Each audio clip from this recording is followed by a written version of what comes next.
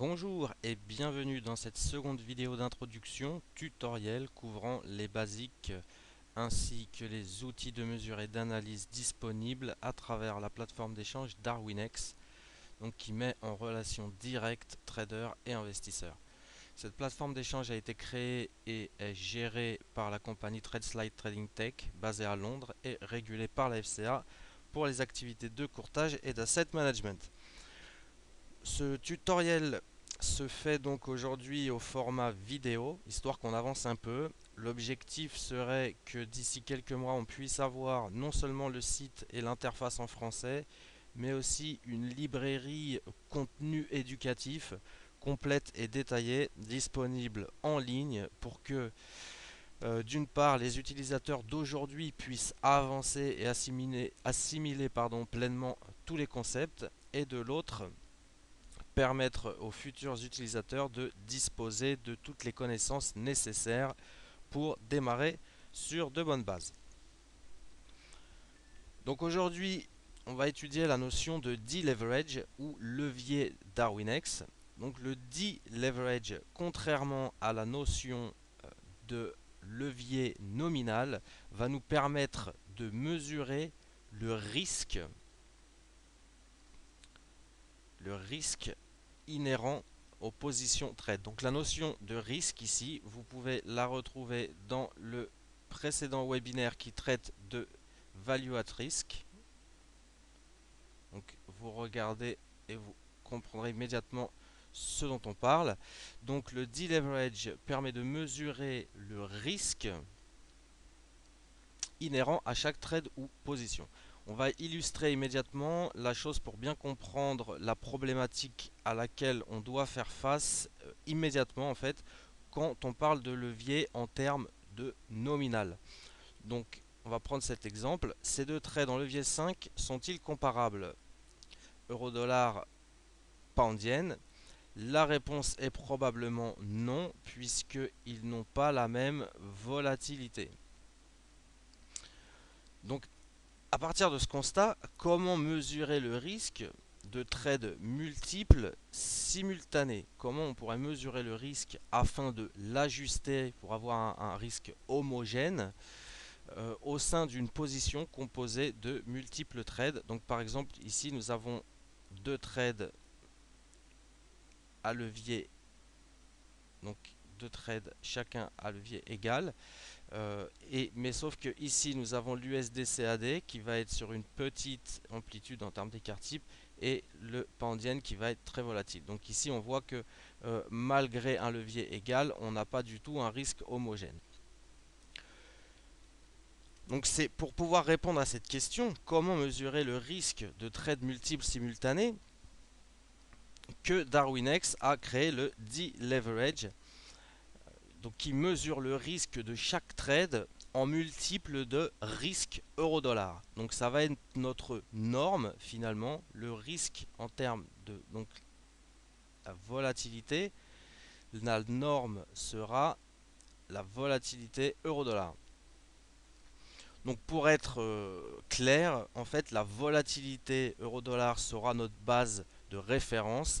Ainsi, en fait, les paires plus volatiles auront à levier nominal égal un deleverage plus fort, plus haut, et les paires moins volatiles que l'euro-dollar à levier nominal égal auront un deleverage plus faible. Donc on va prendre un exemple, de ici deux trades séparés. Donc dans un premier temps, on va prendre des trades individuels. Et donc ici, tous les actifs n'étant pas également volatiles, le levier nominal n'est pas une référence optimale en termes de risque. Ici. Donc, notre petit exemple, deux trades séparés. Ici, on a un trade euro-dollar levier 5, le deleverage sera de 5, puisque l'euro-dollar c'est notre norme.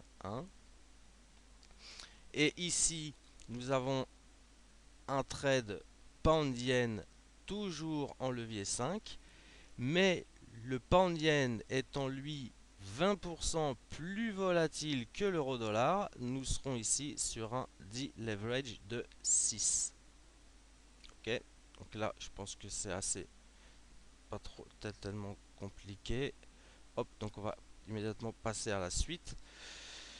Euh, hop. Donc maintenant, on va prendre l'exemple d'une position, donc des trades simultanés. Ce qui rend la chose un petit peu plus compliquée, mais pas tellement. Donc on va voir comment la façon dont le deleverage mesure le risque d'une exposition globale. Et cette séquence en fait va se décomposer en trois phases. Ici, 2 et 3. Hein, ok. Trois phases successives. Première phase, ici, un trade en levier 7 long USD CAD qui est moins volatile que l'euro dollar, donc le levier nominal 7 qui sera sur un deleverage de 5. Deuxième phase ici, s'ajoute un short pound yen en levier 5, augmentant ici, deuxième phase de marché, augmentant ici notre deleverage à 9. Puis une troisième phase, clôture de notre position USD CAD ici en levier 7, qui nous ramène sur un deleverage de 6. Le pound yen étant 20% plus volatile que l'euro dollar. Donc petit rappel. Donc le deleverage. Donc ah oui, notez quand même que ici le levier ici ne s'additionne pas réellement, puisqu'en fait ces deux positions ne sont pas corrélées, hein. C'est le petit détail que j'allais oublier et qui est quand même très important, c'est-à-dire que le deleverage va statuer et évoluer au fur et à mesure du temps en fonction de la volatilité de la paire, de la corrélation possible entre les instruments au sein de l'exposition globale ainsi que leur pondération. Voilà. J'espère avoir été clair. N'hésitez pas bien sûr à me contacter si vous avez besoin de plus d'explications, de renseignements. Maintenant, on va regarder comment on peut retrouver ces outils dans l'interface. Donc, on va les retrouver dans l'interface Darwinex sur le graphique basique onglet risque, dans le journal de trading et sur le graphique Darwinia attribut Risk Management, onglet Leverage Consistency. Mais ici, il a été remplacé par Darwinia Risk Adjustment. Ok, regardez ça dans l'interface juste après. Voilà, donc on va même aller y faire un tour immédiatement. Donc ici, nous avons basique, risque, et nous avons ici donc le deleverage qui évolue donc au fur et à mesure des positions prises. Le journal de trading, donc on va les prendre dans l'ordre. Le journal de trading ici, donc exactement de la même façon, vous avez le deleverage et également dans Darwinia Risk Management, ici Darwinia Risk Adjustment. Et donc on voit ici, si on se met sur un petit point, voilà, on va se mettre sur un petit point en haut, comme ça on va observer une petite chose intéressante qui va nous rappeler le webinaire sur le risque.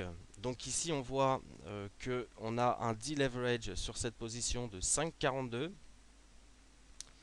Donc information que l'on peut retrouver donc dans ce graphique, le deleverage. Et ici on a une information assez importante, on a le risk adjustment. On voit que finalement ici, alors je vais prendre mon petit stylo et essayer d'avancer un petit peu plus vite. Donc ici on voit qu'on a une norme en termes de levier, hein. Et donc finalement tout ce qui est au-dessus, Darwinex va l'ajuster pour au niveau de la réplication sur le Darwin, hein. Et donc on va avoir des pourcentages d'ajustement plus ou moins importants en fonction de l'écart comme ça autour de ces lignes. Donc ici c'est une ligne moyenne puisque en fait on peut voir que si on prend une période euh, un petit peu en avant, on va voir que on n'est pas sur les mêmes niveaux. Voilà, on est entre 1,27 et 3,17. On peut voir que si on remonte un peu là, voilà, on est entre. Donc c'est sur une moyenne. euh, et donc on voit ici, par exemple, prenons ce point. On avait une cible en termes de levier de 3 pour être cohérent dans notre risque habituel, sur notre VAR habituel, et on a tapé 5,21.